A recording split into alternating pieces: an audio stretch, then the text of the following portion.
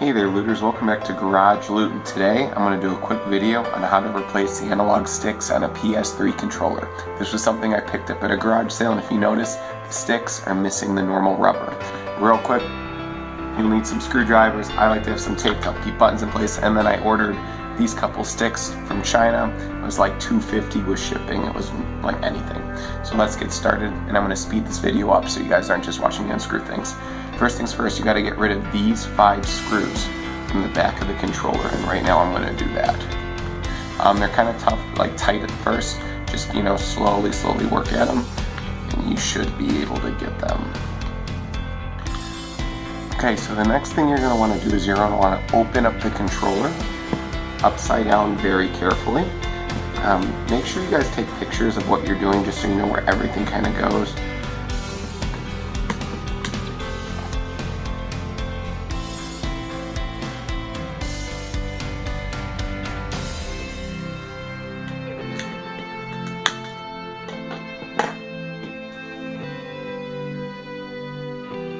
So I got the controller apart. These two things go by where the triggers go, and I will show you how to put those back in when we get over there.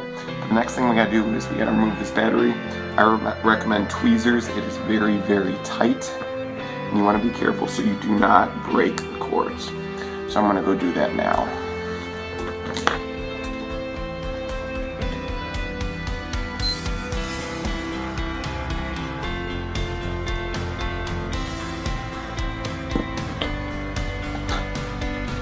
Okay, so the battery's out, so now what I'm going to do is I'm going to start to remove the circuit board, which I believe, I'm not an expert at this, but I know there's one screw here, and I will remove the rumblers if I have to. So let's just take this screw out, let's see what happens. Like I said, I am not an electronics expert, I am just an average guy. So if I can do this, everyone watching should be able to do this. I'm going to be really careful because I do not want to rip these little cords. And let's see, yep, I definitely have to take one of these out. So we're going to take out this one. I mean, this stuff is pretty durable. You guys really shouldn't have to worry about breaking it and whatnot. Also, like I said, I'm going to clean off some of these keys because they are pretty nasty.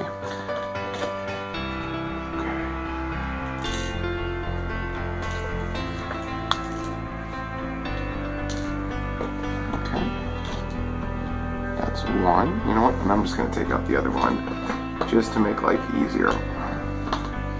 Okay, so I got the board out, and now all you got to do is you got to pop off the old and pop on the new. The old ones slide off pretty well, and you take the new ones and you slide them on. Now I'm looking at them, that one slid on really easy. Sometimes with these cheapy plastics, you don't want to slide on. See, this one doesn't want to. You might have to work it really carefully, but you'll get it. Since I have this apart right now, I am going to just clean off these buttons.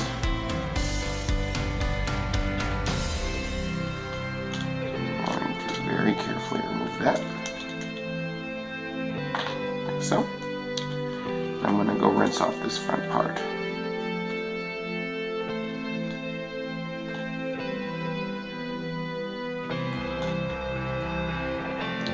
Be back. Okay guys, so we're going to put this thing back together now, but there's a couple things that I wanted to show you. I've already put one in here, but these pieces, I think I have to take them out to put that back in, but when we get there, are going to slide together right here. You just line up the grooves, and they slide in like that. The other thing that tripped me up is when you throw in the D-pad, like so, there is this little triangle piece. It's going to go circle side down. There's 3 corners that you're going to line it up in. It's going to go in on a diagonal like that. Okay? So I got those in. The next thing I'm going to do is I'm going to slowly start putting my buttons in. Now I have a little trick that most people don't do, and I like to use a little bit of tape. Because when I've put controllers back together in the past, I've had these buttons fall out, not line up. So I just put a little bit of tape. You shouldn't get any residue. If you do, just wipe it off. And this will help you keep everything lined up. So PlayStation logo button's going to go there. There goes my little piece, which is okay.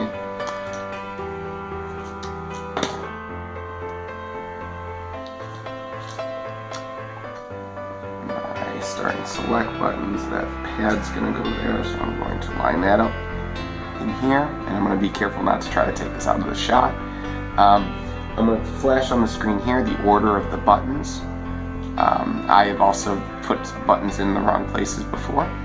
You're going to want to make sure that you do not put them upside down, which again is very easy to do. This triangle goes there.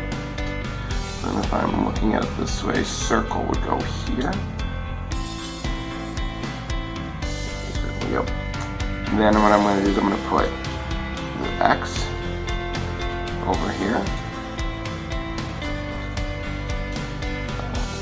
What's nice about the X is you can't really mess it up. There. And then finally square. And over here. And what I'm going to do is I'm going to get my tape ready. And I'm going to tape it. No, it's taped. And now I'm going to put some tape on all four of my buttons.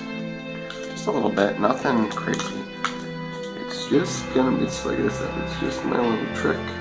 I don't know why more YouTube people don't show this, or whenever you're working on controllers.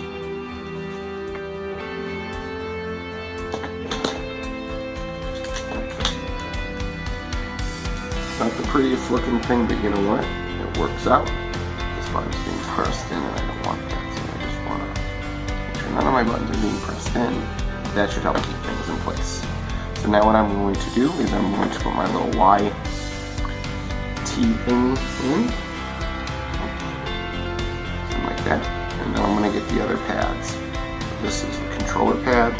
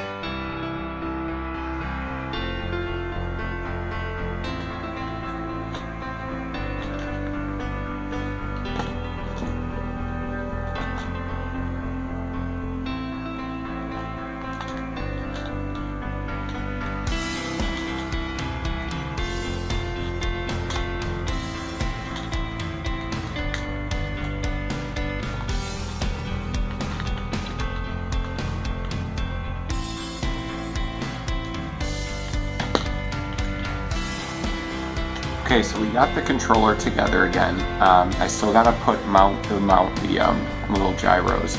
Just one thing I want to show you guys. You'll know that they go in right. There is a little foam pad that touches the bottom here. Okay. So I'm gonna slowly screw these in. This is kind of a pain. Oh, the other thing I wanted to point out is the black tabs from the trigger should be over the board, or it should be in there nice and firm again. So what I'm going to do is I'm going to slowly get these in, and this is going to take a little while, some maneuvering. I don't have a magnetic screwdriver because I'm always afraid to short the board. I can just get them slowly in there. As you can see, I messed up. You are going to mess up a bunch of times. I'm not, like I said, total noob at this. So if you guys can, if I can do this, any of you guys can do this. So, but when you guys go to garage sales, you are going to have to try and find, like, we'll find some slightly damaged stuff, and it's still totally worth, you know, to buy if you're willing to replace it. This came with my PS3 that I got with some crap games for 40 bucks, and DualShock controllers, you know, are pretty expensive. The DualShock 3 ones are still kind of expensive, you know, new. So, still glad to get this. There we go. I think I got the jerk. Yes, I did. Alright.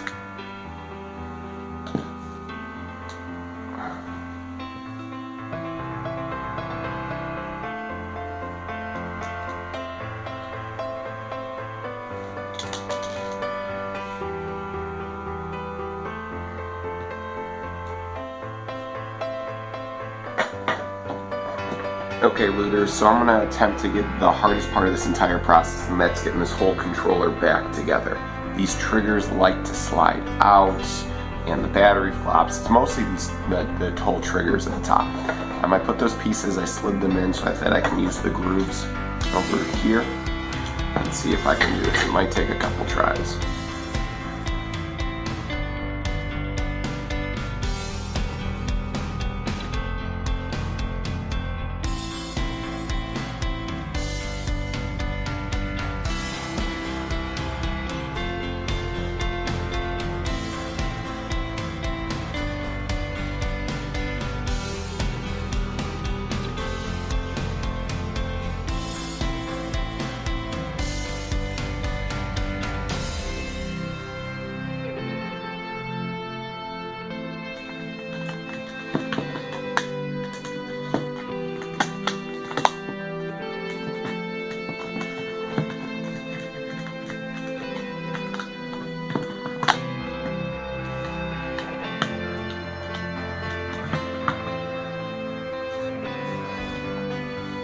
Okay, looters, I got the controller back together now, and now I'm going to put the 5 screws to hold everything together.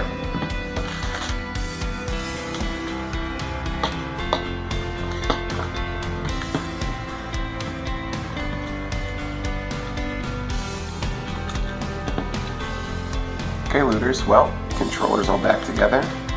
It all works, it feels clean. New analog sticks feel great. And yeah. And you can see the difference.